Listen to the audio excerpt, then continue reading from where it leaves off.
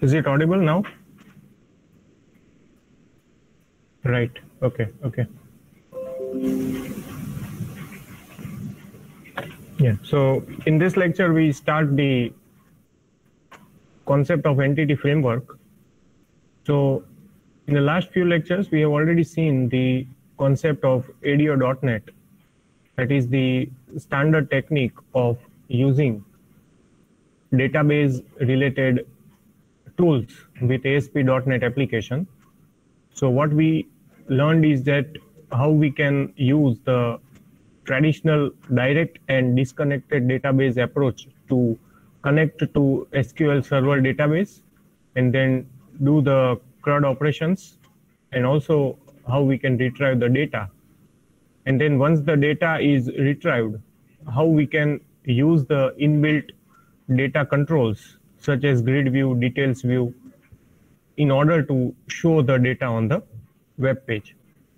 Now, what is the current scenario is that nowadays the development is focused on MVC applications, and using the .NET Core, MVC applications are built, and this traditional approach of database, what we have learned, is no longer useful. So that is why we are not going in more detail of that traditional approach. By chance, if you are required to write the queries and retrieve the data in the traditional way, you already know how to do it, but it is very unlikely that you will encounter that situation. Most of the applications are built using this entity framework nowadays, and it is a very powerful framework which uses the concepts of ADO.NET in backend, and in the front end you have to just write the function calls and treat your entire database as the object. So just like an object-oriented programming, you can work with your database. There is very rare scenario where you are required to actually write the queries. And also when you are required to write the queries, you have to write it in LINQ. Okay, you have to write in LINQ, not in the standard SQL. So I think you are aware about LINQ, or no? So LINQ we will see later on. It is called language independent query framework.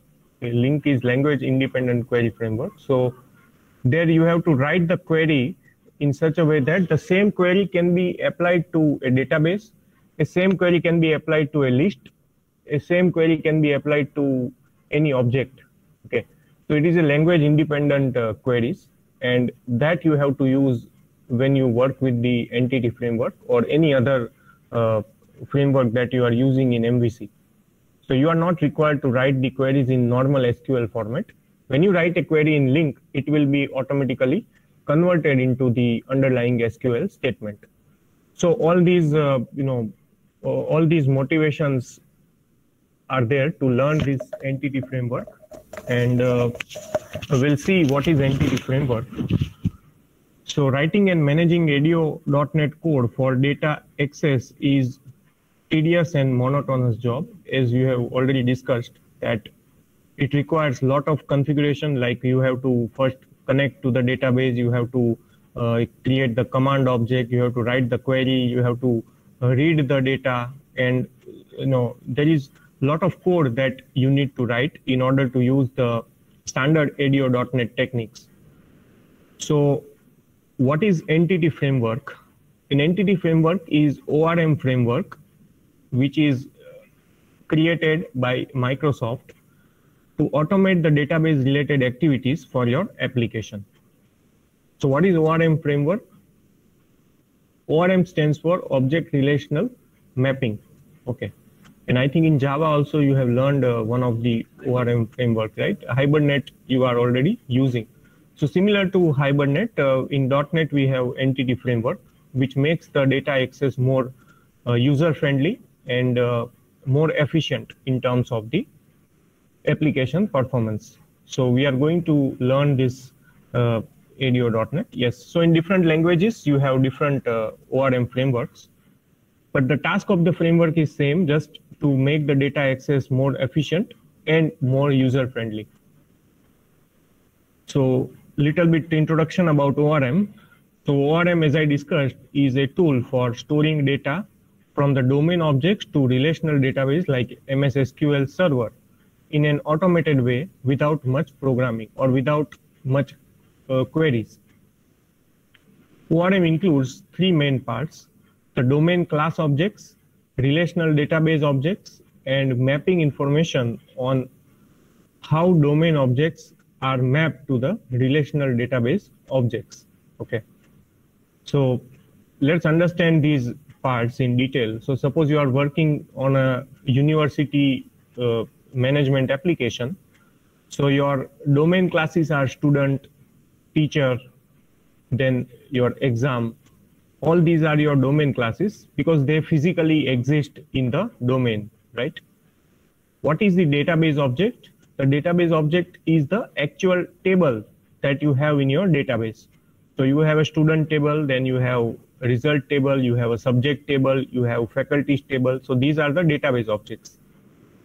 And then you have mapping information on how the domain object is mapped to a relational database object. So you have to tell the framework that the student object that I am using is actually mapped to the student table in my database. The faculty object that I am using in my code is actually mapped with the faculty table. And the student ID field, the student ID data member is actually the student ID column of the student table. Okay, so that is called the mapping information. So on one hand, you have your database that is treated as an object. So database objects. On one end, you are writing your programs. So when you write a program, everything is in form of object. So that is called domain object. And then there is some internal mapping information. So these three are the main components of any ORM framework. And in entity framework also we have the similar feature. Okay, there is a question that where do we store the mapping information? Is it in the database? So no, the mapping information is not stored in the database. In case of entity framework, the mapping information is stored in one class. Okay, the mapping information is stored in one class that is called database context class. So in the context class, you are mapping the related columns of your database to the given objects. Okay, so that is stored in the class in form of the normal CS file. Okay, so entity framework is an open source framework by Microsoft. So again, understand that there are two flavors of entity framework. There are two versions of entity framework. One is the normal entity framework that we are learning right now. Another flavor of entity framework is entity framework core, EF core. So EF core is a special version of entity framework which is specifically designed for .NET Core. Okay, so when we learn .NET Core, we will learn EF Core also. But mostly EF Core and entity framework is similar to each other, only there is a minor change in the syntax. So learning entity framework will help you in learning the EF Core in a better way. And it is an open source framework, so you can use it anywhere. You don't have to get the license for it. So what is the basic concept? As I discussed, there is your application. So on the left hand side, there is your application. Then your application contains the classes. The application contains your classes. And then there is an intermediate layer of ORM, that is object relational mapping. And this mapping information will make sure that the classes that you are using, are translated to the actual tables, columns, and rows in the database. Okay, so this is a very basic concept of ORM. So what is ADO.NET Entity Framework? It is an ORM framework that enables developers to work with relational data as domain-specific object, eliminating the need for most of the data access code that developers usually need to write. Okay. So if you want to connect to the database, if you want to fetch the records, if you want to write the query, most of the code can be avoided if you use the entity framework. So because you will treat your table, you will treat your database like an object, and the data can be read, the data can be returned to object very easily compared to the database. So that is the overall idea of the entity framework.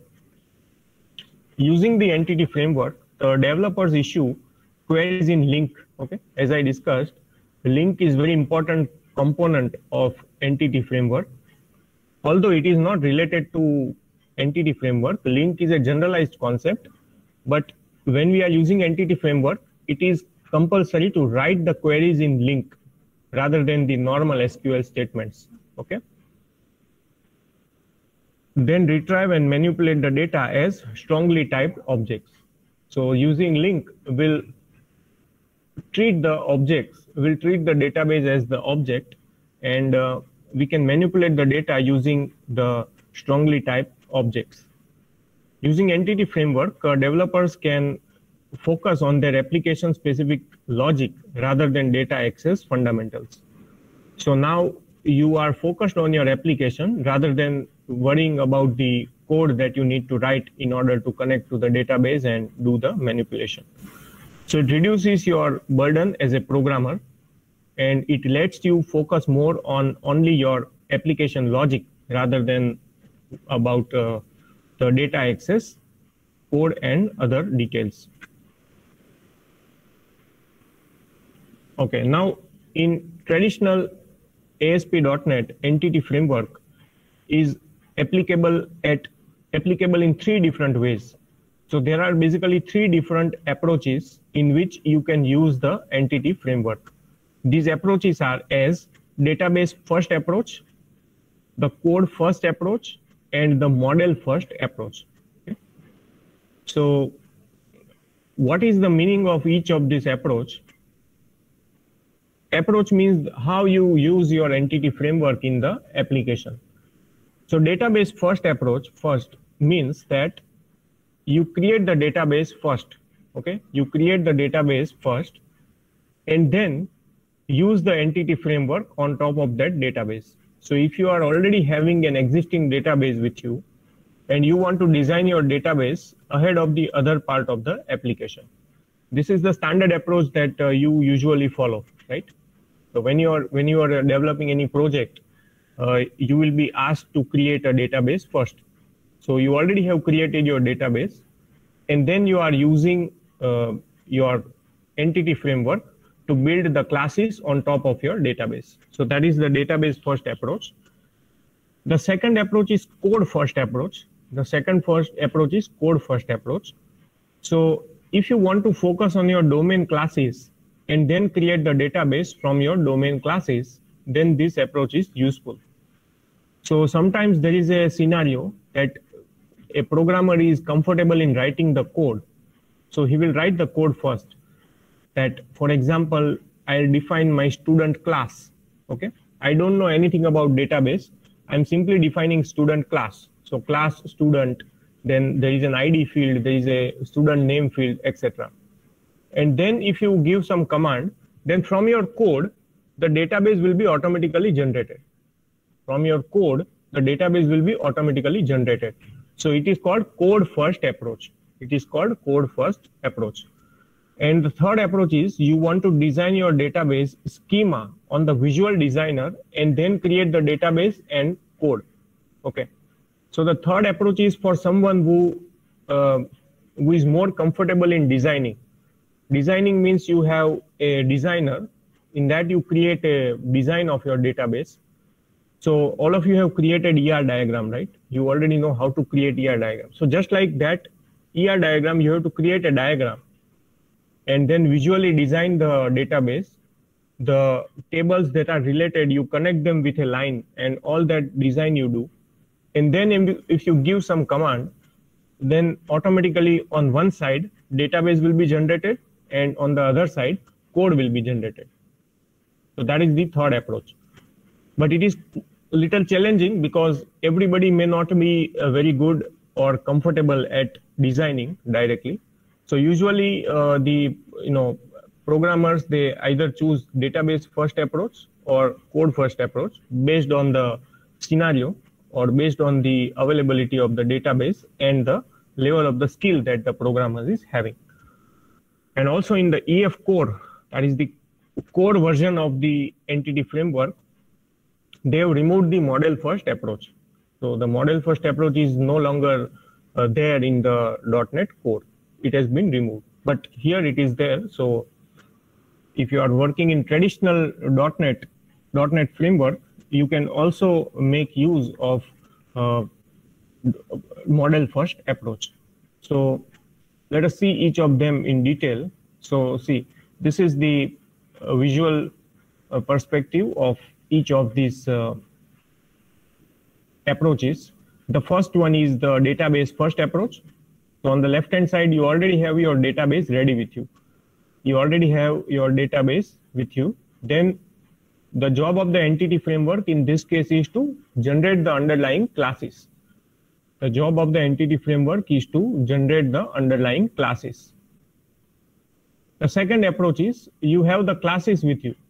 You have the classes available with you. And then the job of the entity framework will be to generate the database from the classes.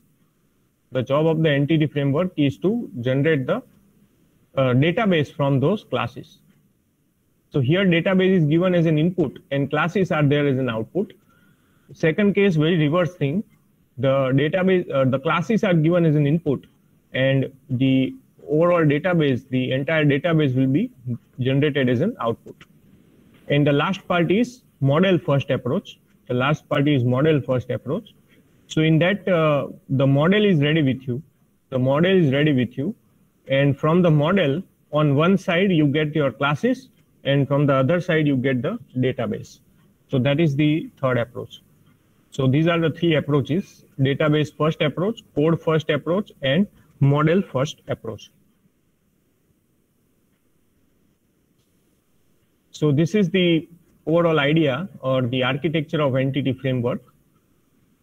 So one major one major component of entity framework is the EDM, that is entity data model. It is entity data model. So what is EDM? An EDM stores the conceptual model. It stores the conceptual model. It stores the mapping information. It stores the mapping information.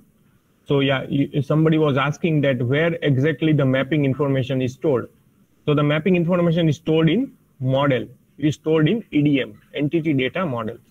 Okay, and it also has a storage model. Okay, it also has a storage model. Then you have link to entities and entity SQL.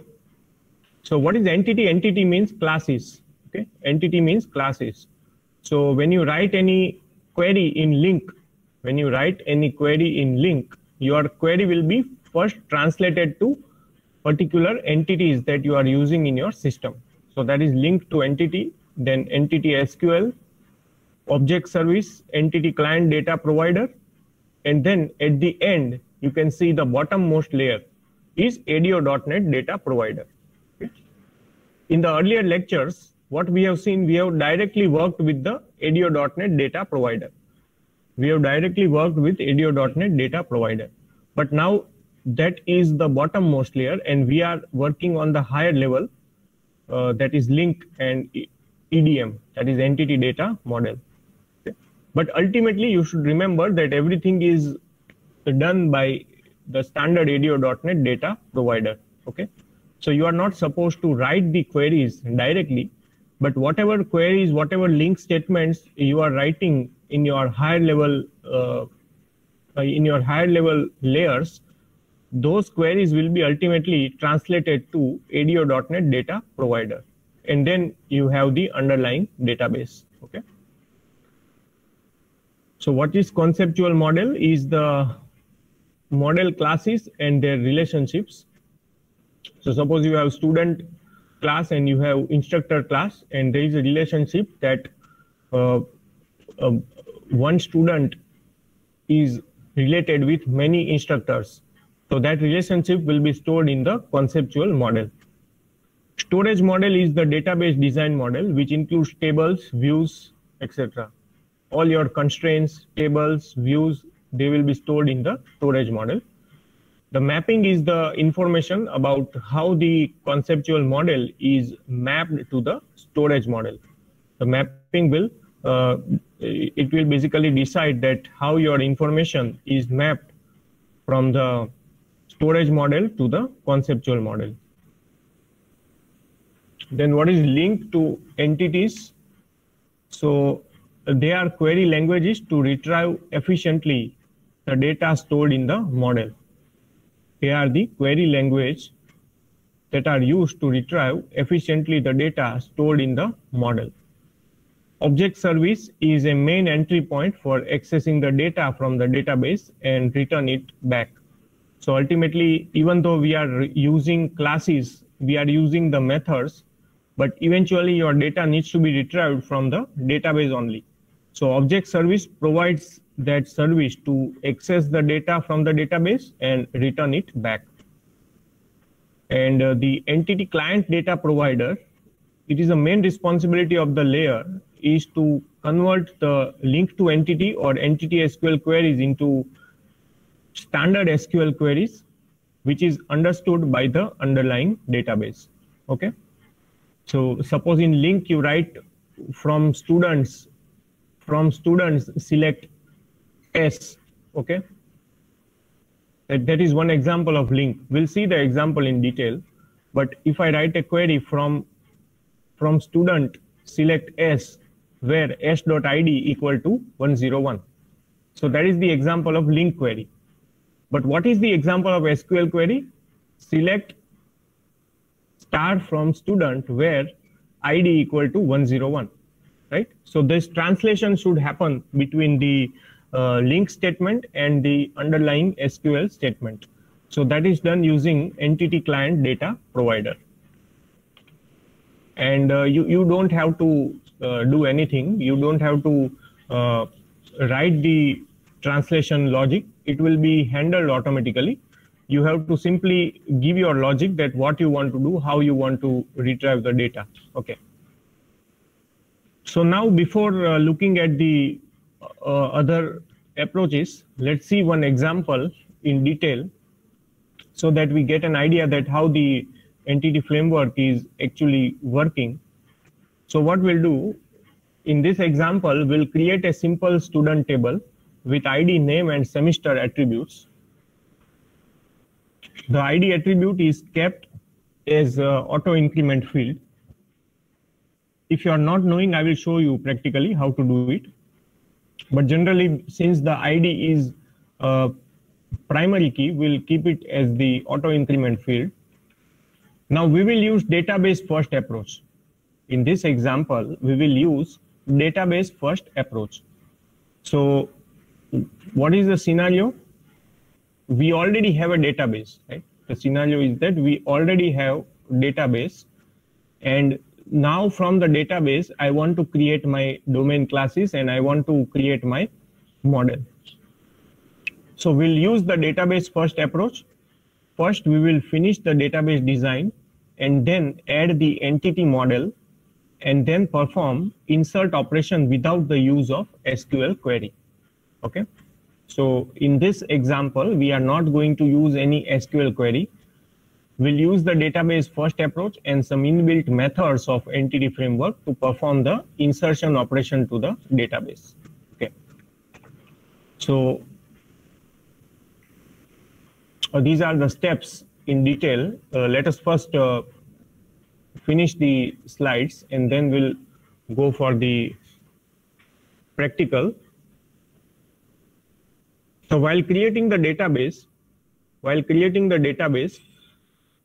so you already know how to create database, right? You already know how to create database. What is the new thing over here is that when you select ID column, you have this option. If you go to properties of the ID column, there is a property is identity. So if you set it to true, it will become your identity column.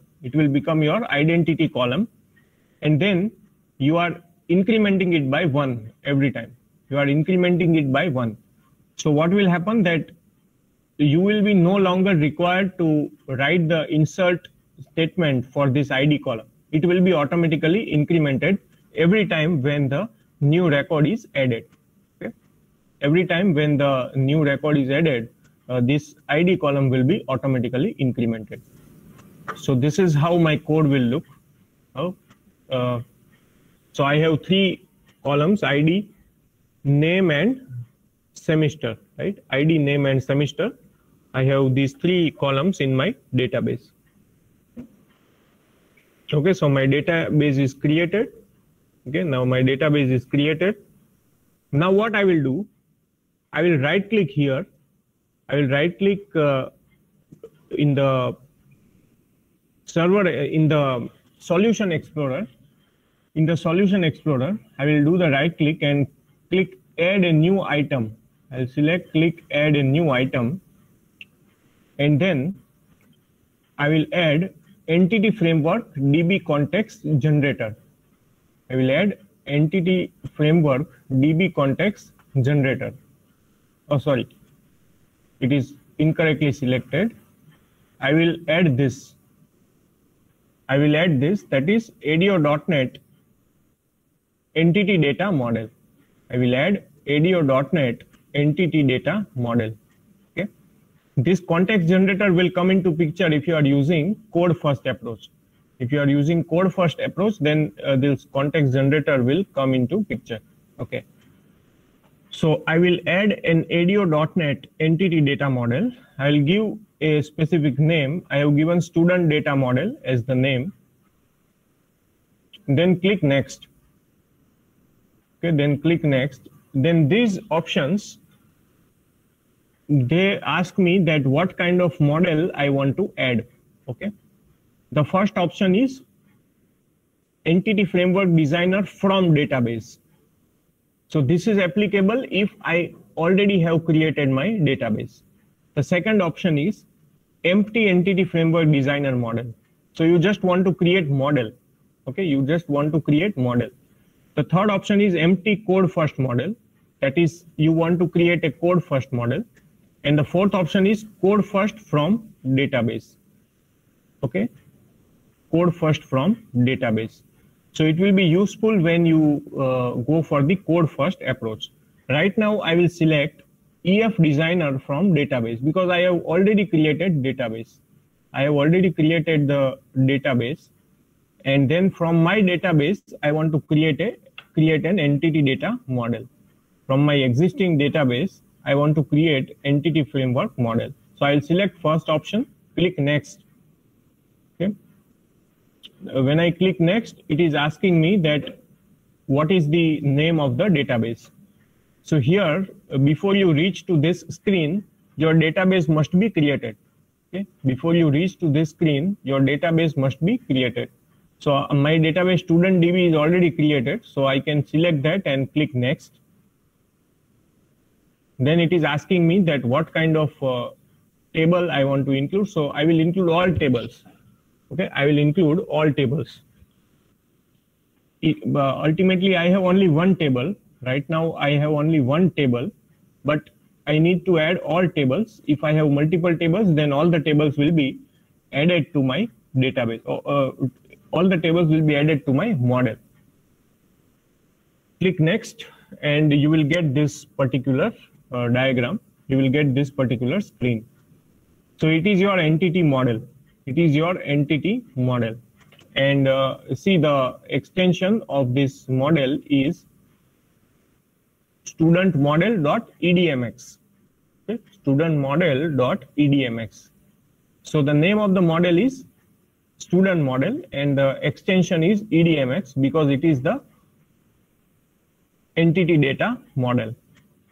So you can see that it converts your table into visual diagram, and all your columns are highlighted along with the notation that this ID is a primary key and other columns are name and semester. And then you have various navigation properties. Right now we don't have any navigation property, but navigation property comes into picture when you are establishing relationship between the tables that we will see later on. But this is how your model looks. Now, what other things are included in the model? So along with the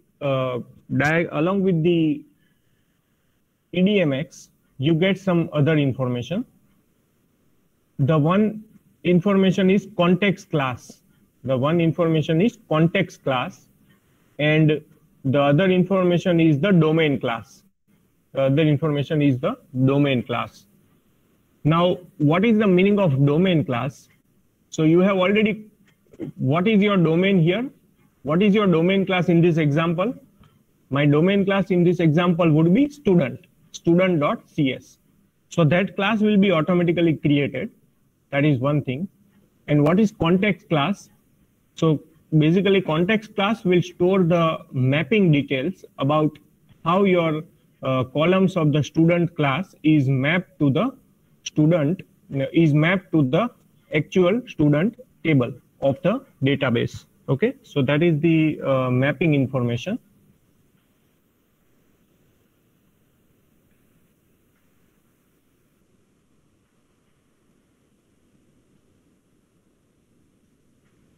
Now, if you look at the code of the context class, this is the code of the context class. Okay, this is the code of my context class. So what this code is telling, first there is a constructor, right? There is a constructor, and before constructor, if you see the definition of this class, this student DB entities class, it is inherited from DB context class. It is inherited from DB context class. Okay, so whenever you want to make any class as context class, it must be inherited from DB context class. It must be inherited from DB context class. Okay. Then there is a constructor. Then there is a constructor, and in the arguments of the constructor, you have to give connection string. You have to give the connection string. So right now my connection string is already stored in web.config file. Right now my connection string is already stored in web.config file. So I am simply giving the name of the connection string. So it will get an idea that the database is at this particular location. The database is at this particular location. Then the other important part is this DB set property. Okay, this DB set property. So you can see that there is a DB set type of property, DB set student type of property, which has a get and set properties.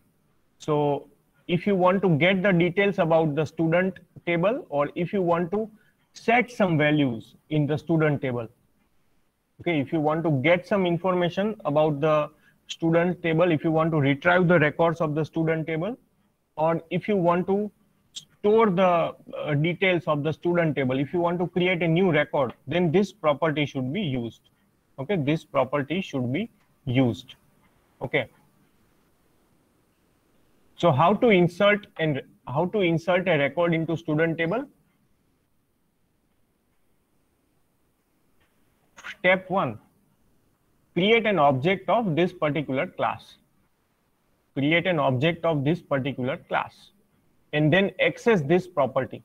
Suppose the name of the object is S.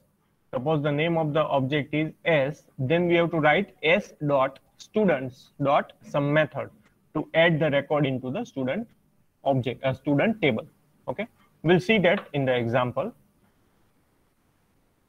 Yeah, so what is this DB context? So the class that derives DB context is called context class in entity framework. Okay, so in entity framework, the class that derives DB context is called context class. And what is the information that is stored in the context class?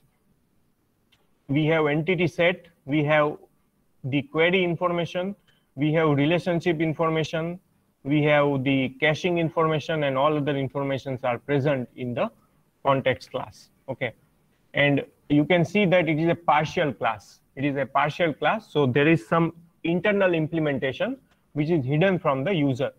Okay, there is some internal implementation details that are hidden from the user.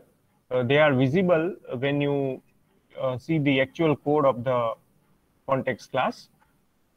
DB context is the primary class that is responsible for interacting with the data as an object. Okay. DB context is responsible for the following activities: the entity set, query, caching, materialization, relationships, etc. And the main purpose is the object of context class is useful for creating CRUD operations. So if you want to add, update, delete from your database, then the object of this context class will be useful. Okay, I will come to the materialization. There is a separate topic, but let's first see the implementation part, as Priyank is asking. So now we are moving towards the implementation. So this is my insert page. Okay, so you can see that I am only designing two fields, name and semester, because ID is auto incremented. ID is auto incremented. So when I click insert, what should happen?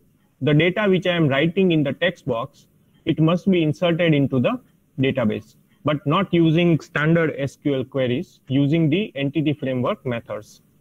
So this is the code. See the code carefully.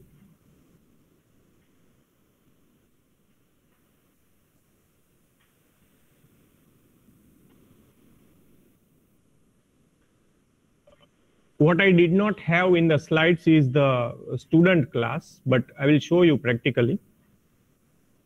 So I already have student DB entities class, right? And I also have student class. Okay. If you see, it is over here. Student, it will be over here. Okay. So if your table is created, then corresponding class is also automatically created. That is student.cs. Okay. So now you should treat this as a class. You should not treat it as a table. You should treat it as a class. So let's see the code again. Now you see this.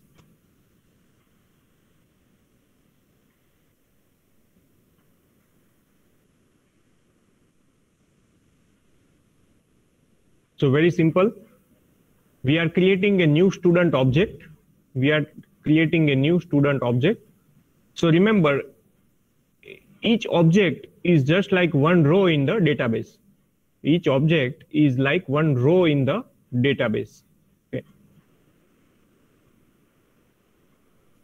So after creating an object, what I am telling, db.students.add. So there is a method to add the record into the database. Okay. It is a method to add the record into the database.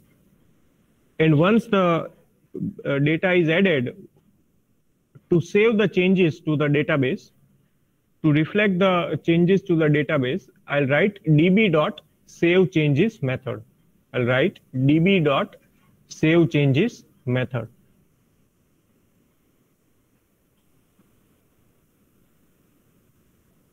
So what it will do, it will add the data into the table. Okay, it will add the data into the table. So internally, when you write this code, db.students.add, it is similar to insert into students and all that insert statement. Okay. What is students? Okay, let me come back to this students. Okay, let's see this practically. We have a 10-minute time, so if your doubts will be clear.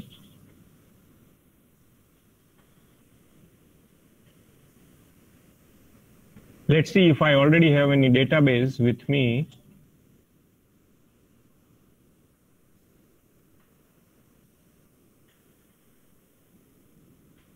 Okay, let's create one database. So create a new database.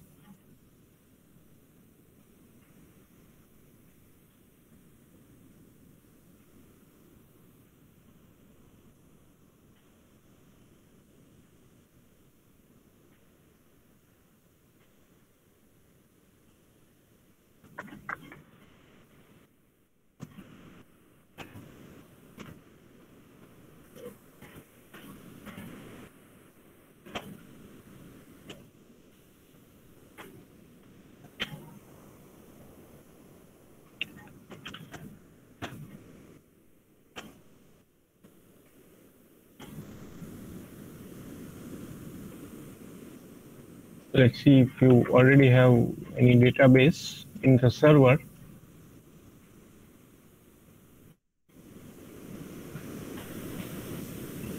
Okay, so we'll add, anyways, let's create a new database.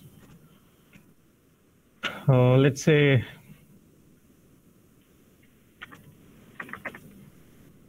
product DB. So I've created new database, product database. Okay.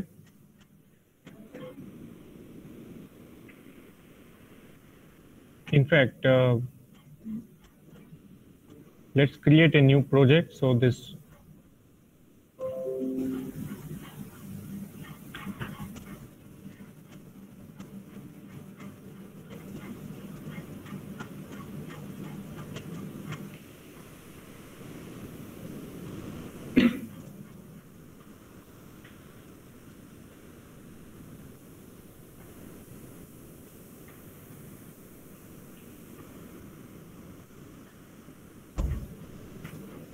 okay, so this database is there.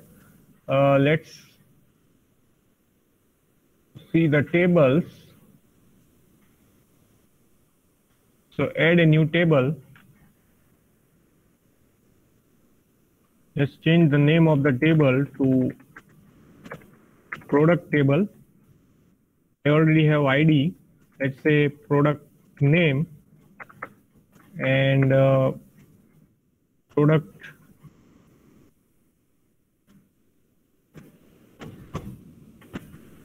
category, right?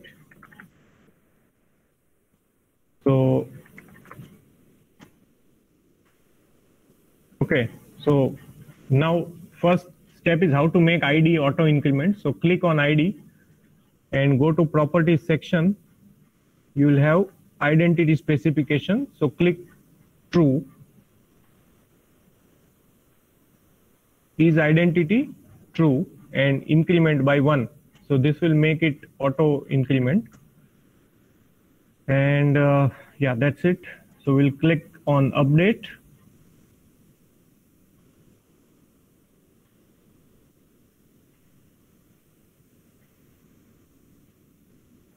Updated. Okay, I have product table. Let's add some data. Say product name is television. Category is electronics, laptop, computer, mouse, computer, right? These are the data that I have created. Okay. Now close all these things. Come back to your application. Now what you'll do, click here, right click, add new item, right click, add new item, and then select ADO.NET entity data model. Select ADO.NET entity data model. So my name is product model, right? Product model. So click add. Now first option, I want to design my entity framework model from the existing database. So there is the first approach. This connection string is already there.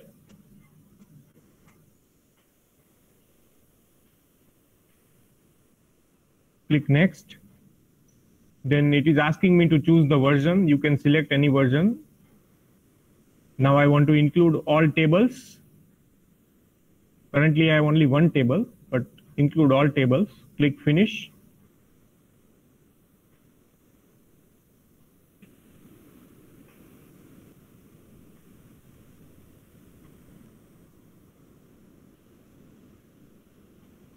If you get any warning, just click OK.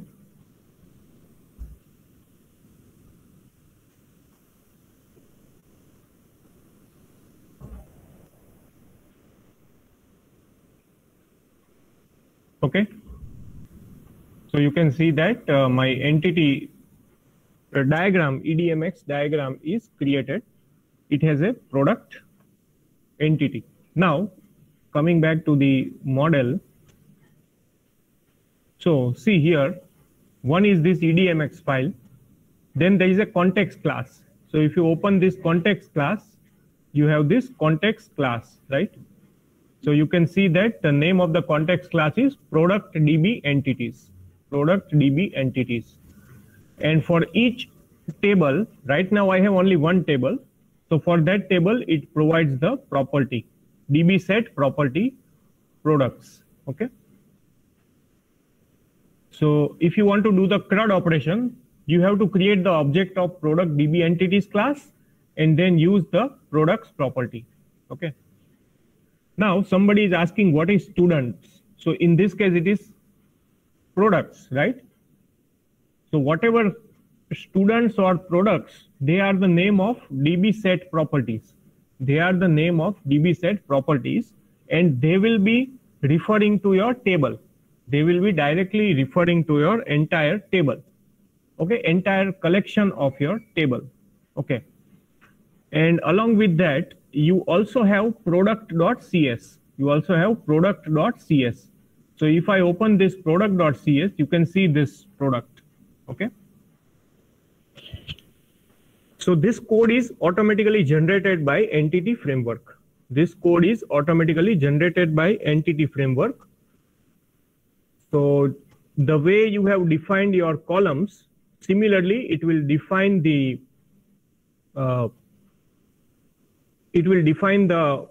data types of the data members of the properties, and this product class is now your domain class, okay?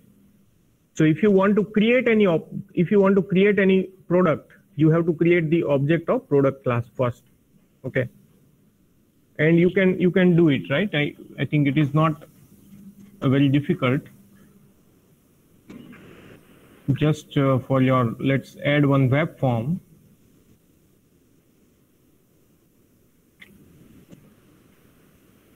There is a question, if we add column, then we have to add properties. No, we don't have to add properties. We don't have to write any of this thing. We have to only create the database. We have to only create the database row. We have to create the columns. These properties will be created automatically. And why they are created? Because we want to use them in the code. Okay. Okay, that's a good question. So the question that he's asking is that, suppose I create one more column. Suppose I create one more column in the table, then what will happen over here? So obviously there is no magic, right? If you create another column, then the new column will not be added over here automatically. So in that case, there are two possibilities. One possibility is,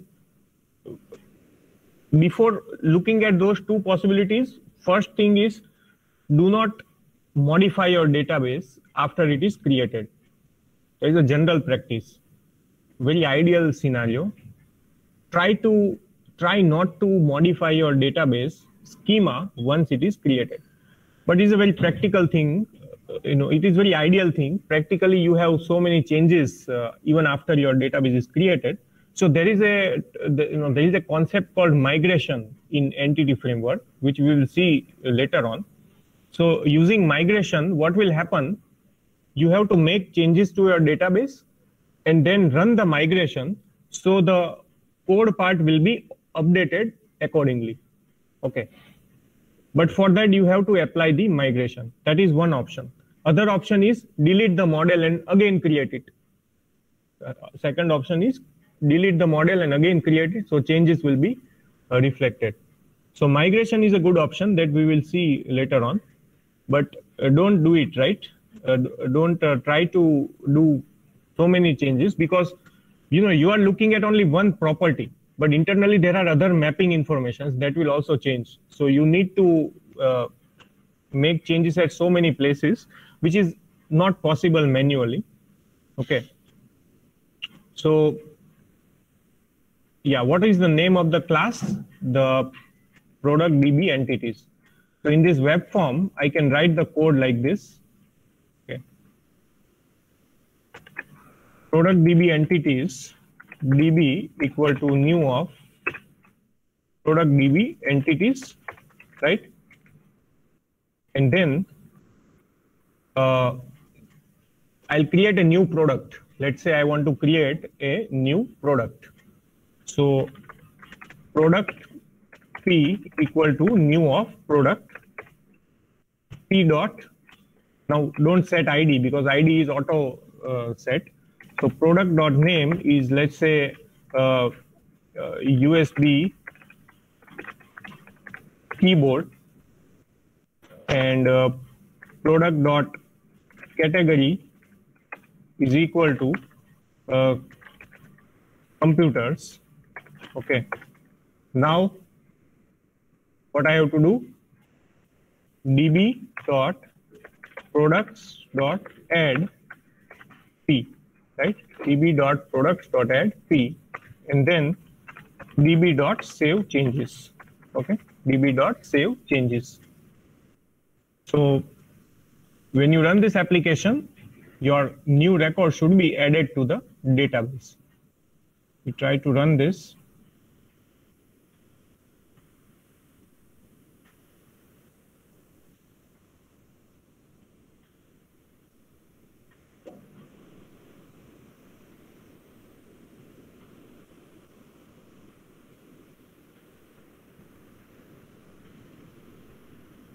Okay, it is executed. So let me refresh my data connection and go to tables. Okay, so you can see the USB keyboard is now added into my database. So I haven't written any code for this, just simple operation.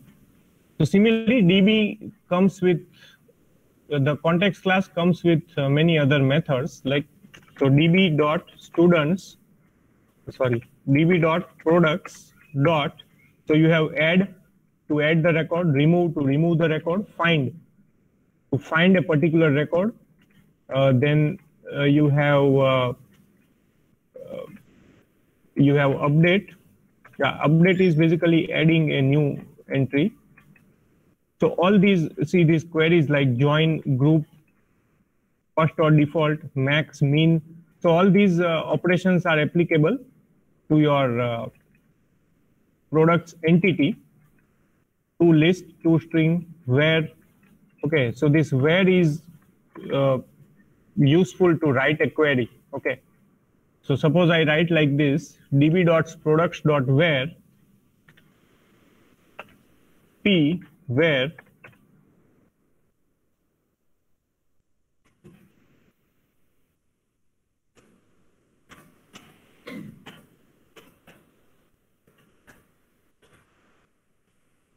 p dot id equals to 1. Okay, so see, this is the this is the example of a link query. Okay, this is the example of link query. So in this example, you are finding an ID, you are finding a product with ID equal to 1. So all these things we will see later on when we learn the link and the lambda expression. This is called lambda expression. So this is the overall idea about the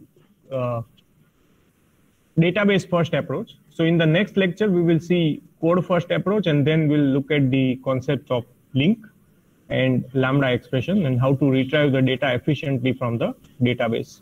Okay.